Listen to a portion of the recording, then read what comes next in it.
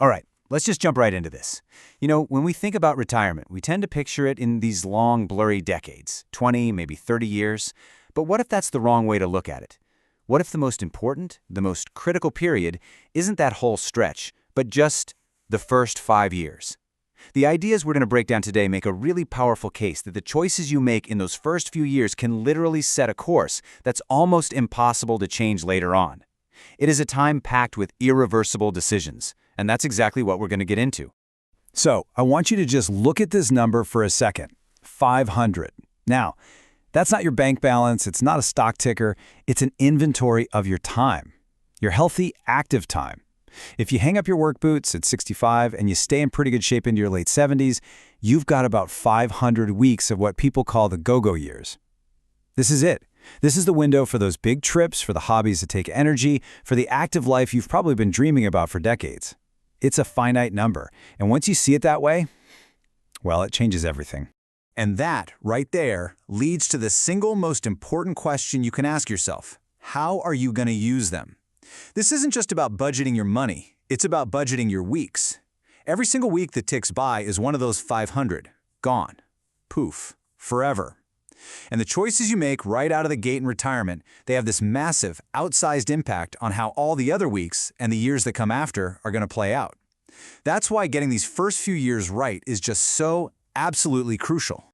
So let's zoom in a little.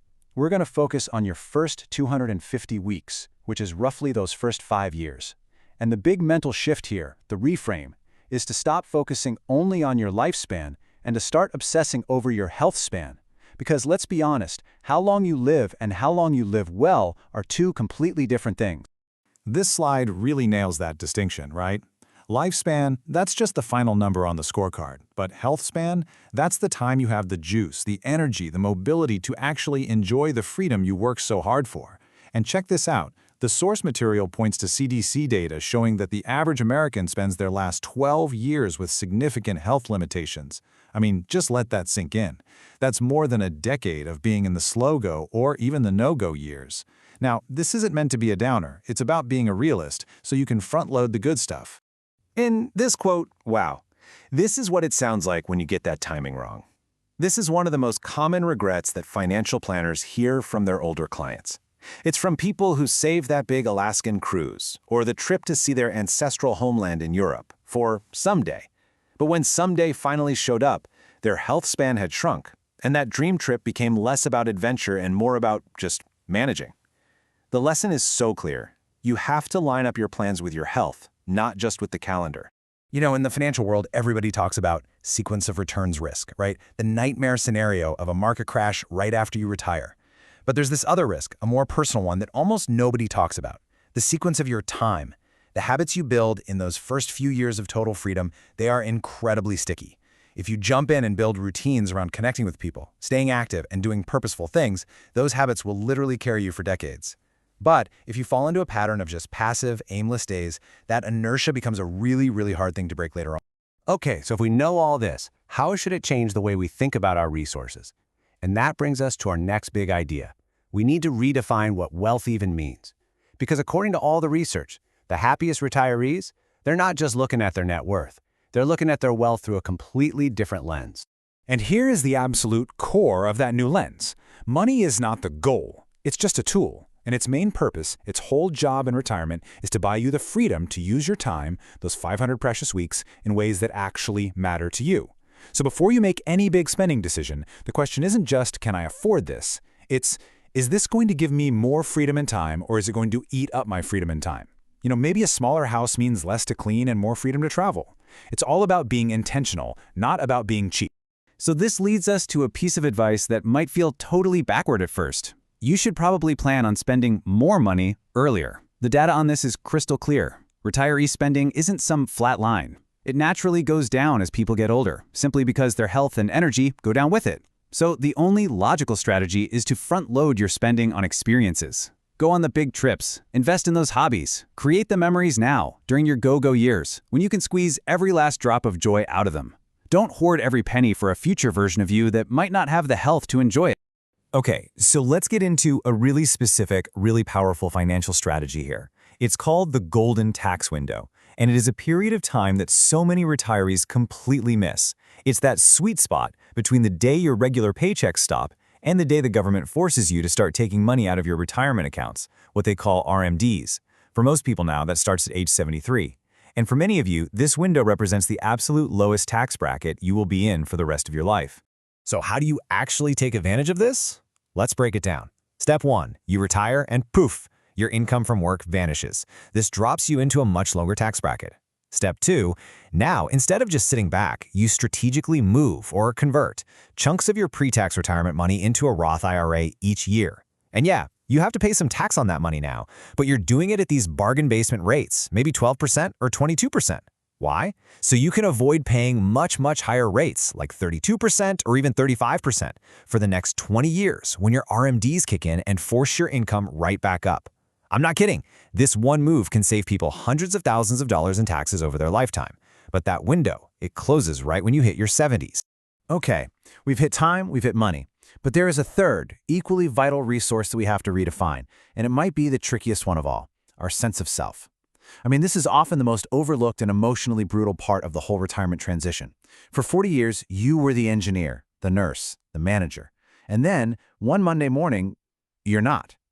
So, who are you now? There's a name for this. It's called identity capital. Think of it as the sum of who you are, your purpose, your daily structure, your social life, that isn't tied to your W-2. For a lot of folks, your career provides pretty much 100% of this stuff. So when it disappears, literally overnight, it can leave a massive, gaping void. That sudden lack of routine, of problems to solve, of people to see, it can be incredibly disorienting. So what's the answer? Well, you don't wait until after the retirement party to start thinking about it. That's the key. You have to start building your post-career identity before you actually leave your career. You need to diversify your sources of purpose, just like you diversify your investments. Start cultivating those hobbies, pour energy into your relationships, find a place to volunteer, join a club, learn a new skill.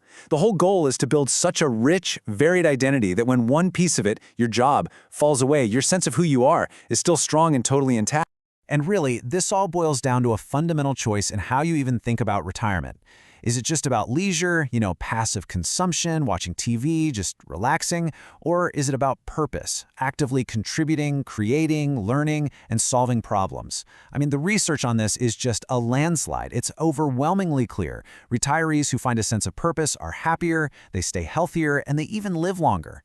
And look, purpose doesn't have to be some grand mission to save the world. It can be as simple as mentoring someone, volunteering at the local library, or finally mastering woodwork. This insight, coming from people who work with their oldest clients, it's just so powerful. When people look back over the long arc of their lives, the mistakes they made, the things they did, they tend to fade. What sticks, what really lingers, are the regrets of inaction. The trip not taken, the risk not dared, the I love you not said. The takeaway here is to just have a bias toward action, especially when it comes to experiences and relationships. Just do it. Okay, now that we've kind of laid out this whole new way of thinking, let's get down to brass tacks. As promised, we're going to hit the 3 critical and often irreversible mistakes that trip people up in those first 5 years. Getting these wrong, well, the consequences can follow you for the rest of your life. Mistake number 1, and this one is a biggie. It's treating all your different income sources like they're in separate silos, instead of as one single interconnected system. This is a massive and incredibly common error. Now here's why this is so dangerous. Your decision on when to claim Social Security has a direct and permanent effect on how much tax you'll pay on those benefits. But that tax calculation also depends on your other income, like from a pension or eventually from your RMDs. They're all tangled together. Making a choice about one without thinking about the others is like trying to solve a Rubik's Cube by only looking at the white side. It's just not going to work. You have to create one unified strategy that optimizes your income and minimizes your taxes for the whole 30-year run. The second critical mistake is a fundamental misunderstanding of how Medicare costs actually work. And trust me, this can be a very, very expensive lesson to learn the hard way. Here's the deal. A lot of people think Medicare premiums are just one flat fee for everybody. They are not. They are based on your income. And if your income pops over certain thresholds, you get slammed with something called IRMA. It's a surcharge that can easily double or even triple your monthly premiums for Parts B and D. And what's really shocking is how low these income thresholds actually are. One big unplanned IRA withdrawal, or even a Roth conversion if you're not careful, can shove you over that line and trigger these extra costs, costing you thousands of extra dollars year after year. And that brings us perfectly to the third and final mistake, which really ties all of this together. It is waiting too long to plan for your required minimum distributions, or RMDs. This is the ultimate procrastination penalty.